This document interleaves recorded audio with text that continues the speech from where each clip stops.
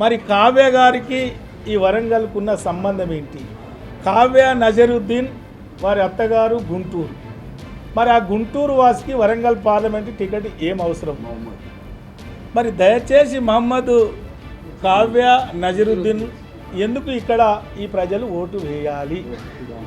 నేను మీ బిడ్డగా, ఇక్కడ పుట్టి పెరిగిన బిడ్డగా, ఈ ప్రజల మధ్యలో ఉన్న బిడ్డగా, ఈ ప్రజల మధ్య కష్ట సుఖాలు పంచుకున్న బిడ్డగా, మరి నేను ఒకటే మనవి చేస్తున్నా, మరి గుంటూరు వాసి కావాలా మీ బిడ్డ కావాలా?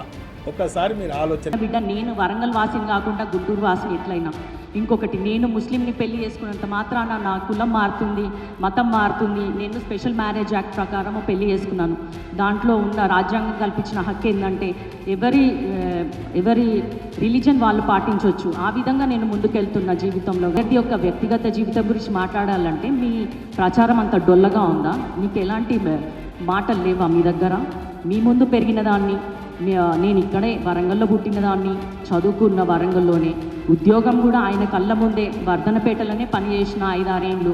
మరి అప్పుడు లేని ఇబ్బంది ఇప్పుడు ఎందుకు వస్తుంది? గుంటూరు వాసినట్టు అంటే నేను గుంటూరులో ఉండడం ఆయన ఎప్పుడు చూశారు?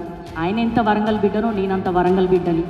ప్లస్ నేను రాణి రుద్రమ వారసురాల్ని, సమ్మక్క సారక్క ఆశయాలతోటి ముందుకెళ్తున్న దాన్ని, ఇక్కడున్న ఎమ్మెల్యేల సహకారంతో, ప్రజల ఆశీర్వాదంతో మన వరంగల్ వాసిగా ఢిల్లీలో వెళ్ళి మాట్లాడాలన్న ఉద్దేశంతో నేను రాజకీయాల్లోకి వచ్చిన దాన్ని. కొత్తగా రాజకీయాల్లోకి వచ్చిన మీరు గత 10 ఏళ్ల నుంచి రాజకీయాల్లో ఉన్నవాళ్ళు మీ ప్రచారం ఇంత డొల్లగా ఉంటుందని నేను ఎప్పుడు భావించలేదు. ముఖ్యంగా పర్సనల్ లైఫ్లోకి వెళ్ళి మాట్లాడుతున్నారు.